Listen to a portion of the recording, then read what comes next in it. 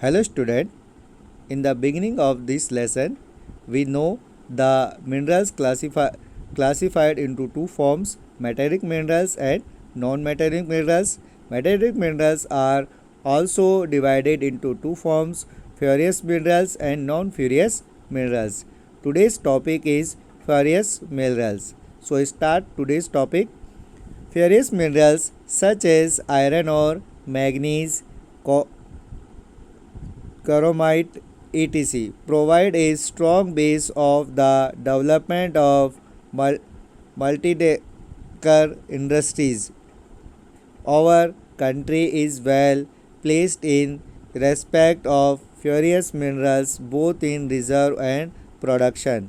जो फॉरियस मिनरल्स होते हैं उसमें हम देखते हैं जो मेनली जो आयरन और कच्चा लोहा, मैग्नीज और कोरेमाइट जो होते हैं, ये सब जो मेन जो फॉरियस मिनरल्स होते हैं, जो मेटलिक के जो इंडस्ट्रीज़ है, जो मेटल के से रिलेटेड जो इंडस्ट्रीज़ है, उसके लिए सबसे स्ट्रॉन्ग बेस यानी कि आधारभूत चीज़ें ये होती हैं. और हम देखते हैं कि जो भारत है, भारत में अलग अलग क्षेत्रों में इस तरीके के जो फेरस मिनरल्स हैं वो अलग अलग क्षेत्रों में भारत में बहुत अधिक मात्रा में पाए जाते हैं और ये सुरक्षित भी हैं और इनका उत्पादन भी बहुत अधिक मात्रा में होता है. सबसे पहले हम आयरन और यानी कि जो कच्चा लोहा है उसके बारे में आज हम पढ़ रहे हैं.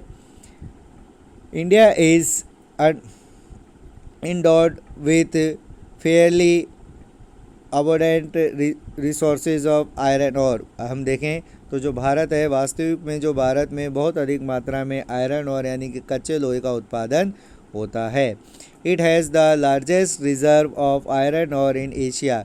एशिया में सबसे ज़्यादा जो आयरन है यानी कि जो लोहा है वो भारत में ही पाया जाता है.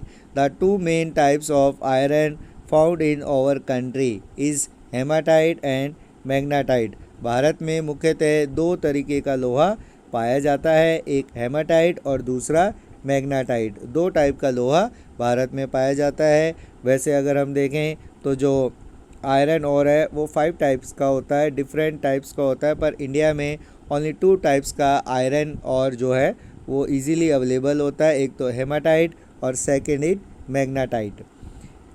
It has great demand and international market due to the superior quality. Bharat में जो पाई जाती है, जो आयरन और की जो क्वालिटी पाई जाती है वो सुपीरियस यानी कि बहुत अच्छी क्वालिटी का भारत में आयरन और यानी कच्चा लोहा पाया जाता है, जिसकी इंटरनेशनल मार्केट यानी कि जो अंतर्राष्ट्रीय स्तर पर हम देखें तो बहुत अधिक डिमांड है.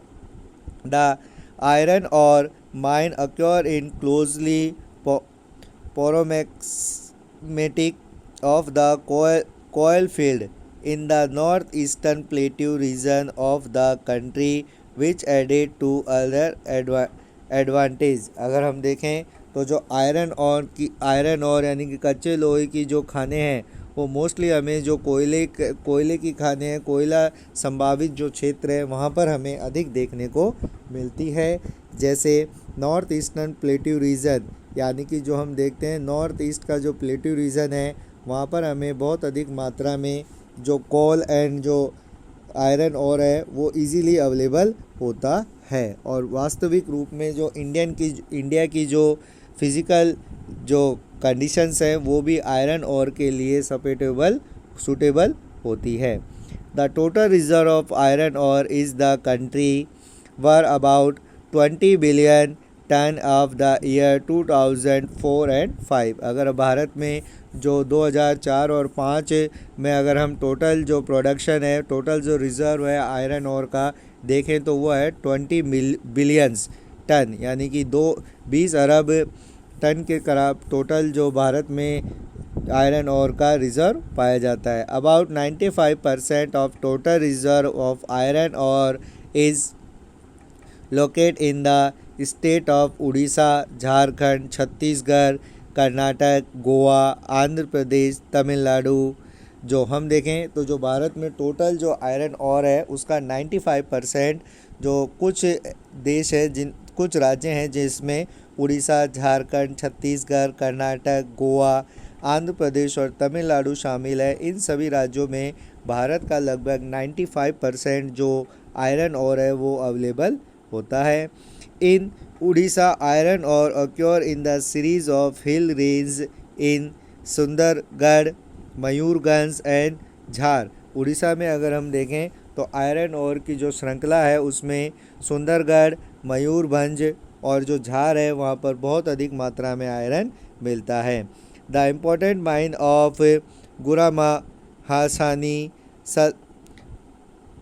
सुलापीट, Badampahar, Kiriburu and Bonai similar hills range. Jharkhand has some of the oldest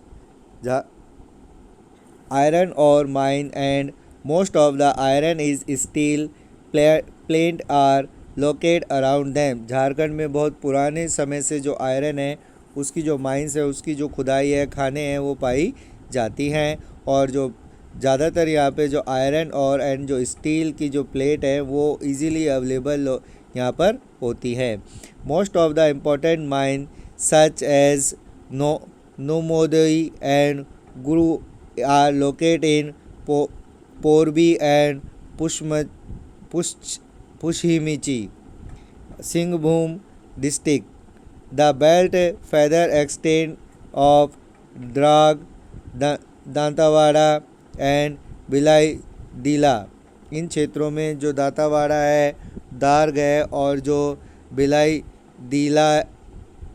डीला है उन क्षेत्रों में भी जो आयरन और की जो बेल्ट है वो फैली हुई है।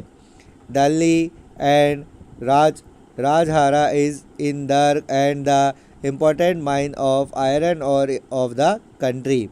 The Karnataka iron ore deposit occur in Sarda Hosput area of